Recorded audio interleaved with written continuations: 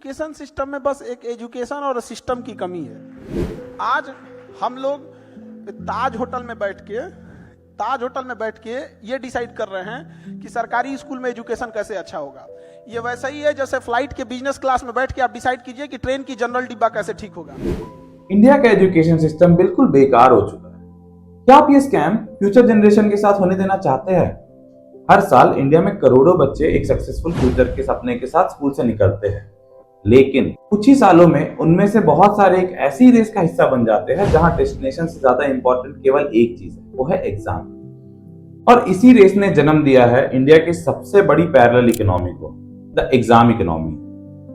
ये एक ऐसी सेटिंग है जहां रेलवे की कुछ हजारों नौकरियों के लिए लाखों ग्रेजुएट्स फॉर्म भरते हैं, जहां यूपीएससी, एसएससी या स्टेट पीसीएस के पीछे हमारे देश का सबसे ब्रिलियंट टैलेंट अपनी जिंदगी का सबसे प्रोडक्टिव साल 22 साल से लेकर 28 साल की उम्र तक एक अंधेरे कमरे में बैठकर और कोचिंग के चक्कर काट काट कर गुजार देता है। सबका सपना है कि आप बीपीएससी क्लियर करके अफसर बन जाएं। तो ये आपके संघर्ष का हिस्सा है कि पंखा लगाएंगे तो चैन मिल जाएगा और नींद आ जाएगी, इसलिए नहीं लगाए या फिर क्या? नहीं, वो दोनों है, लेकिन अभी सोच रहे हैं ठंड का भी मौसम आ गया है तो उसके बाद ये बच सकते हैं। परेशानी क्या है, मतलब एक आम लड़के का संघर्ष क्या है यहाँ पे मैम सब बहुत दिक्कत से एकदम रहना पड़ता है इधर। अपन हर जगह सुनते हैं कि इंडिया के पास दुनिया की सबसे बड़ी यूथ पॉपुलेशन है। इसका मतलब हमारे पास एक ऐसी गोल्डन विंडो है जो किसी देश को सदियों में एक बार मिलता है अमीर बनने के लिए। लेकिन रियलिटी ये है दोस्तों कि हमारा एजुकेशन सिस्टम इस यूथ पॉपुलेशन को इकोनॉमिकली स्ट्रांग बनाने के बजाय उन्हें सिर्फ एक एग्जाम वॉरियर्स बना रहा है। हमारे देश का पूरा एजुकेशनल सेटअप स्टूडेंट्स को रियल वर्ल्ड वैल्यू देने के बजाय इस एंडलेस एग्जाम के चक्रव्यूह में क्यों फंसा कर रखा है। हम डिग्रीज तो बांट रहे हैं पर साथ में मैसिव अनएम्प्लॉयमेंट भी क्रिएट कर रहे हैं। आखिर क्यों हमारा पढ़ा लिखा युवा इतना भटकने पर मजबूर है? आज के इस वीडियो में हम बिल्कुल आसान भाषा में इंडिया और यूके के एजुकेशन सिस्टम को कंपेयर करके अपना पूरा सच को डिकोड करेंगे। दोस्तों, अगर आप किसी भी एजुकेशन सिस्टम को देखें तो उसका असली काम दो चीजें करना होता है। पहला, इंसान के अंदर असली स्किल्स भरना, यानी बच्चों को एक ऐसी स्किल देना जो उन्हें जिंदगी में काम आए, चाहे वो कोडिंग हो, कम्युनिकेशन हो, प्रॉब्लम सॉल्विंग हो, बिजनेस हो या फिर कोई टेक्निकल स्किल।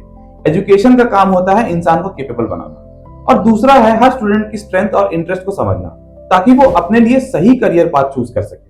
लेकिन प्रॉब्लम तब शुरू होती है जब एजुकेशन का पूरा फोकस लर्निंग से हटकर सिर्फ एग्जाम्स और रैंकिंग पर आ जाता है। जब सिस्टम का ऑब्जेक्टिव ये नहीं रह जाता कि स्टूडेंट ने क्या सीखा है, बल्कि ये हो जाता है कि स्टूडेंट ने एग्जाम में कितना नंबर लाए, और धीरे धीरे पूरी जर्नी नॉलेज या ज्यादा कंपटीशन के अराउंड घूमने लगती है। यही वजह है कि हमारे देश में कई स्टूडेंट्स स्कूल कंप्लीट कर लेते हैं लेकिन फिर भी उन्हें समझ में नहीं आता कि उनकी एक्चुअल स्ट्रेंथ क्या है और वो करियर में क्या करना चाहते हैं। और इस पूरे साइकिल की शुरुआत होती है हमारी जिंदगी के सबसे अहम बड़े टर्निंग पॉइंट से, क्लास 10th के बाद। क्लास 10th पास करते ही सब्जेक्ट चुनो, साइंस, कॉमर्स या आर्ट्स। बट ये फैसला इस बात पर नहीं होता है कि आपको क्या पसंद है, ये इस बात पर होता है कि आपके बोर्ड्स में कितने नंबर आए हैं।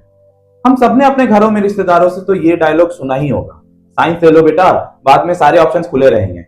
लेकिन सच तो ये है कि ये डायलॉग ऑप्शंस खोलता नहीं है, बल्कि एक 15 साल के बच्चे की फ्लेक्सिबिलिटी को हमेशा के लिए खत्म कर देता है। अगर आपने 11th क्लास में गलती से गलत सब्जेक्ट चुन लिया तो बाद में करियर बदलना हमारे सिस्टम में लगभग नामुमकिन हो जाता है। और अगर चेंज करना भी हुआ तो एक ही रास्ता बचता है, वो है MBA। अब इसके बिल्कुल अपोजिट यूके के मॉडल को देखिए। वहां 16 साल की उम्र में बच्चे के पास काफी फ्लेक्सिबल ऑप्शंस होते हैं। अगर आपको आगे रिसर्च करनी है तो आप यूनिवर्सिटी वाले रास्ते पर जाइए, लेकिन अगर आपको जल्दी नौकरी चाहिए तो वहां बहुत सारे आसान और प्रैक्टिकल टेक्निकल कोर्सेज अवेलेबल होते हैं, like skill trainings and apprenticeship. वहां अगर कोई बच्चा पढ़ाई के साथ कोई प्रैक्टिकल स्किल भी सीखता है और पार्ट टाइम जॉब्स भी करते हैं ताकि वो पढ़ाई के साथ साथ रियल वर्ल्ड स्किल्स भी सीखे। This helps them in their overall personality development. India में कॉम्पिटिटिव एग्जाम्स का बहुत क्रेज है। IIT JEE, नीट, यूसीड, यूपीएससी जैसे कई एग्जाम्स हैं जिनके थ्रू इंडिया के टॉप कॉलेजेस में एडमिशन लिया जा सकता है। बट ये एग्जाम्स बहुत टफ होते हैं और इनका स्टूडेंट सक्सेस रेट भी काफी कम होता है। इसी के कारण इंडिया का कोचिंग इंडस्ट्री इतना बड़ा हुआ है और इसका सबसे बड़ा सेंटर है राजस्थान का एक शहर कोटा और दिल्ली। कोटा या दिल्ली का मुखर्जी नगर जैसे शहर कोई अचानक से नहीं बने हैं। ये असल में हमारे एजुकेशन सिस्टम का सबसे बड़ा फ्लॉ है। हमारे स्टूडेंट्स क्या सीखते हैं? किताब को रटो, एग्जाम में लिखो और मैक्सिमम मार्क्स लेकर आओ। लेकिन जो बड़े बड़े एंट्रेंस एग्जामिनेशन होते हैं उनका स्टैंडर्ड स्कूल से बिल्कुल अलग होता है और इसी गैप का फायदा उठाती है ये कोचिंग इंडस्ट्रीज। अब यहाँ एक बहुत ही दुखद लॉजिक काम करता है। जब देश में अच्छे कॉलेजेस और अच्छी नौकरियां बहुत कम हो और अप्लाई करने वाले लोग करोड़ों में हो तो पूरा गेम ही बदल जाता है गाइस। अगर आईआईटीज या गवर्नमेंट मेडिकल कॉलेजेस में सिलेक्शन का रेट 1% से भी कम है तो स्कूल की पढ़ाई बेकार हो जाती है और कोचिंग सेंटर्स ही जिंदगी का सबसे बड़ा सच बन जाता है। जो टाइम में बच्चों को अपना क्रिएटिव माइंडसेट और एनालिटिकल स्किल शार्पन करने में लगाना चाहिए, जो उनके नए आइडिया सोचने की, नए स्किल सीखने की पीक उम्र होती है, उसे सिर्फ मल्टीपल चॉइस क्वेश्चंस के यूनिक पैटर्न्स को क्रैक करने में बर्बाद कर देते हैं। हम उन्हें नॉलेज सीकर नहीं बना रहे हैं, हम उन्हें सिर्फ एक एग्जाम क्लियरिंग मशीन बना रहे हैं। चलिए 1 मिनट के लिए मान लेते हैं कि एक स्टूडेंट ने दिन रात एक करके एग्जाम को क्लियर कर लिया। उसने बड़े इंजीनियरिंग कॉलेज से इंजीनियरिंग भी कर ली और डिग्री भी ले लिया। अब तो नौकरी मिल जानी चाहिए ना, बट ऐसा होता नहीं है क्योंकि स्टूडेंट के पास डिग्री तो है पर उनके पास वो स्किल्स नहीं है जो एक कंपनी को चाहिए। अगर अलग अलग सर्वेस बताते हैं कि इंडिया के लगभग 80% इंजीनियरिंग और जनरल ग्रेजुएट्स आज किसी कंपनी में डायरेक्ट काम करने के लायक ही नहीं होते। हमारे कॉलेजेस का सिलेबस सदियों पुराना है जो आज की मॉडर्न इंडस्ट्री से बिल्कुल कटा हुआ है। आज मार्केट को चाहिए cloud computing, data analysis, digital marketing और क्रिटिकल थिंकिंग, लेकिन हमारे कॉलेजेस आज भी वही डेकेड पुरानी थ्योरेटिकल बातें सिखा रहे हैं। बहुत सारे ब्रांचेस तो ऐसे हैं जो पढ़ाए जाते हैं बट उनके तो इंडिया में जॉब्स भी नहीं है। और अगर इस फील्ड में आपको आगे जाना भी है तो you have to sit for a government examination. Private sector में तो जॉब गारंटी का कोई ठिकाना होता नहीं है, तो हमारा युवा भागता है अपने आखिरी सेफ्टी नेट की तरफ, वो है गवर्नमेंट जॉब सेक्टर। दोस्तों, इंडिया में सरकारी नौकरी का क्रेज सिर्फ समाज में इज्जत पाने के लिए नहीं है। जब प्राइवेट मार्केट में वेज ग्रोथ और जॉब सिक्योरिटी का कोई ठिकाना ही ना हो तो हर कोई एक स्टेबल और सिक्योर जिंदगी चाहेगा ही। लेकिन इसका नतीजा क्या होता है? एक ऐसी इकोनॉमी जहां प्यून जैसे एक छोटी एडमिनिस्ट्रेटिव पोस्ट के लिए लाखों overqualified graduates like BTech और पीएचडी होल्डर्स लाइन लगाकर अप्लाई कर रहे होते हैं। देश का सबसे क्वालिफाइड लेबर गलत जगह पे फंसा हुआ है। Now let's compare our education system with UK और समझेंगे कि यूके इस प्रॉब्लम से कैसे बचता है।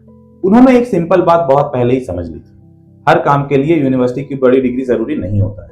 अगर आप किसी के लिए डिग्रीज मैंडेटरी कर दोगे तो मार्केट खराब हो जाएगा। इसका तोड़ उन्होंने निकाला एक नए सिस्टम से जिसे कहते हैं अर्न व्हाइल यू लर्न, कमाओ भी और सीखो भी। वहां का जो नेशनल अप्रेंटिसशिप सर्विस है वो बड़ी बड़ी कॉर्पोरेट कंपनी के साथ टाई अप करता है। स्कूल खत्म करते ही कंपनीज बच्चों को डायरेक्ट हायर कर लेती है, वो उन्हें थोड़े पैसे स्टाइपेंड भी देती है, उनकी आगे की कॉलेज की पढ़ाई का खर्चा भी खुद उठाती है और पैरेलली उन्हें और रियल टाइम ऑफिस में काम सिखाती है। इसका फायदा यह होता है कि जब तक वो बच्चा ग्रेजुएट होता है उसके पास पहले से ही 3-4 साल की असली कॉर्पोरेट एक्सपीरियंस होता है। उनके पास मार्केट में एंटर करने के बहुत सारे रास्ते होते हैं। हमारे यहाँ की तरह नहीं जहाँ सिर्फ एक ही रास्ता है, पहले पढ़ाई खत्म करो, डिग्री लो और फिर जीरो से शुरू करो। और सबसे बड़ा फर्क है दोस्तों लेबर की इज्जत। बाहर के देशों में एक प्रोफेशनल इलेक्ट्रिशियन, प्लम्बर या मशीन ऑपरेटर की कमाई और उनकी सोशल रिस्पेक्ट किसी एसी कैबिन में बैठने वाले मैनेजर से कम नहीं होती है। इंडिया में जब तक हम टेक्निकल और वोकेशनल स्किल्स को छोटा काम बोलकर मार्जिनलाइज करेंगे तब तक देश का हर स्टूडेंट एक ही लिमिटेड आइडेंटिटी के पीछे भागेगा। और जब पूरा देश एक ही पतली सुरंग से निकलने की कोशिश करेगा तो वहां भगदड़ होना तो बिल्कुल तय है। लेकिन दोस्तों, हमेशा की तरह वहां भी हर चीज परफेक्ट नहीं है।